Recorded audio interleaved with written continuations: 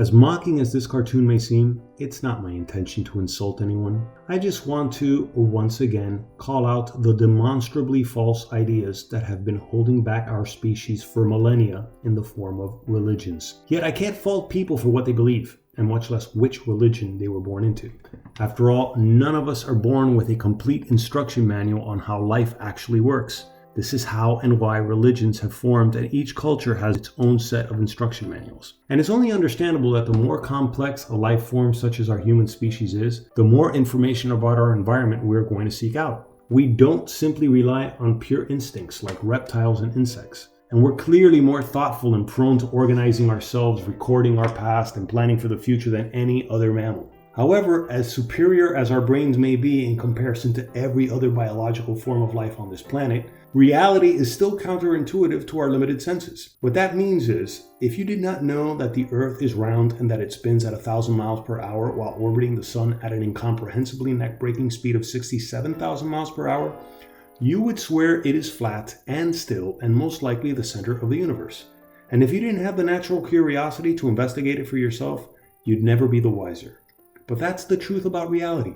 Not only is it stranger than we suppose, but it's stranger than we can suppose. And the objective truth about reality can only be one thing. Just like the Earth can't be both a flat plane and a sphere, despite the illusion that it's flat, considering objects don't go rolling around when you place them on a table, there is a less complex example to show how reality can only be one thing. 2 plus 2 can only equal 4. It doesn't equal 22 because you chose to write the first 2 in front of the other, and it doesn't also equal 5 because you're afraid to sound racist against odd numbers. And much less does 2 plus 2 equal the color pink because you don't want to come across as homophobic nowadays. 2 plus 2 can only equal 4 because numbers never lie, unlike career politicians and most religious leaders. And when you think about the world's oldest and most time-honored religions, from Hinduism to Buddhism and Judaism, from which then Christianity and Islam branched off from, they can't all be correct at the same time about the true nature of reality. And that's not just because reality can only be one thing, but because every one of these major religions is blind to the ultimate brain twister of existence. That order is a result of chaos, not the other way around. See, what we call order is actually a perception that helps guide us through a random, seemingly purposeless chaos that is at the core of all matter and energy. Just like we perceive the Earth to be flat and still, we look at things and assume there's an order and a creator because our brains have evolved to navigate this way through the constant changing activity of atoms that move around in perpetual motion, attracting each other when they're a little distance apart, but repelling each other when they're squeezed into one another. Sounds eerily familiar to humanity's problem with territoriality that usually leads to wars. And that seemingly simplistic description of the perpetual motion of atoms, which was presented by Richard Feynman, so who am I to disagree with that guy? It's apparently how the nuclear fusion and fission from the sun ultimately produces the photons that shower our planet in the form of light, that unfortunately not everyone can see with their own eyes, since some people are blind, literally. Because again, as complex as our brains may be, there is no guarantee of every single one of our senses working at full capacity at all times. And when you factor these undeniable aspects of reality, the only one major religion that even comes close to how matter and energy actually works is Hinduism and its concept of reincarnation.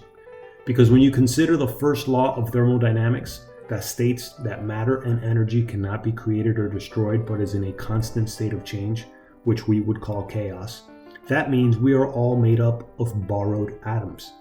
Which is why the age-old question of what happens when we die has already been answered.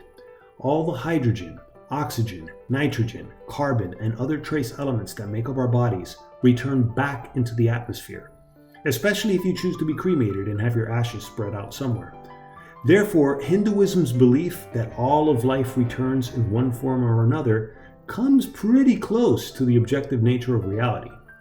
The only problem is Hindus also worship cows, which is a kind and commendable appreciation of other life forms, I guess. But that belief system has also led some Hindus to form angry, violent, vigilante mobs that attack anyone if they're even suspected of harming these animals. And yet, I'm still fond of Hindu culture, especially their food. And I really like the Hindu god Ganesh. though I don't worship them. But here, just in case anyone's going to accuse me of picking on Hinduism, I'm going to, figuratively speaking, pop a squat and crap all over the religion I had crammed down my throat as a child, Christianity. And to be precise about the specific brand of Christianity that I grew up with, that would be the mango-flavored Catholicism of Miami, Florida's Cuban exile community. Because not all Catholicism was created equally either, especially when you start comparing and contrasting how other Hispanic countries choose to set up their own churches and their own rituals and ceremonies, let alone how the Irish or the Italians follow Catholicism either. And if there was one thing that always bothered me about growing up Catholic was that it felt as if I was subtly being indoctrinated to hate Jewish people. Now, assuming the story of Jesus of Nazareth is true, and that self-righteous, sandal-wearing, closeted homosexual hippie did exist, sure, you could blame his death on not only the clearly bisexual Roman soldiers who never left their buddies behind, but you could blame Jesus' death also on a few unconscionably selfish rabbis who saw Jesus as a threat to their tiny slice of the Roman Empire at the time. Yet I was never taught that Jesus' death boiled down to just a few bad apples who happened to be Jewish. No, I was taught that Jesus was killed by the Jews in general. Yet it was part of a grand master plan that was best not to question too much, since they were also considered God's chosen ones. Now, never mind that the most anti-Semitic Christians, let alone Muslims, seem to completely forget that they're basically second and third-rate Jews themselves. Because Christians and Muslims don't seem to realize their religions are practically television spin-offs of Judaism, much like TV shows from the 1970s that I grew up watching, like Maude and The Jeffersons, were spin-offs of All in the Family with Archie Bunker. And each one of those shows had a central character that carried the show and would create a relationship with the viewer to keep them watching, just like the messiahs and prophets that people delude themselves to think they have a special relationship which keeps them returning to their synagogues, churches, and mosques. There's so much more I'd like to criticize about Christianity and Islam in particular, but I want to keep this video short, and I haven't even gotten into my utter disillusionment with Buddhism, a religion which I actually had some high hopes for, since everyone insists it's a philosophy, but apparently it can be just as dogmatic and delusional as the others. Actually, I will give Buddhism some credit when it comes to Buddha's insight that desire is the root of suffering. Because knowing that desires, especially material and sexual desires, were the root cause of much of my anxiety when I was younger and I was selfishly chasing the winner-takes-all version of the American dream, that particular Buddhist insight helped me put my goals and priorities into perspective while still achieving the truly worthwhile version of the American dream, that is, of freedom and individuality that was enshrined by our founding fathers, most of whom, ironically, were slave owners. But once I traveled to China and discovered how the Chinese bowed and prayed to the statues of Buddha just like so many Catholics kneel, sit, and stand in a mechanically rote fashion every Sunday, I came to the conclusion that most human beings not only need structure and order, but some sense of purpose and meaning, no matter how unmoored from reality that may be.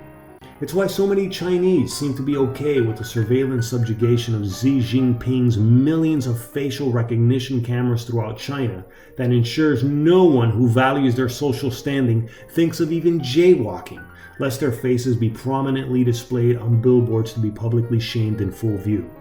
But I still hold out hope for the Chinese living in Hong Kong and their protests in the face of that overwhelming Orwellian nightmare that is Xi Jinping's government.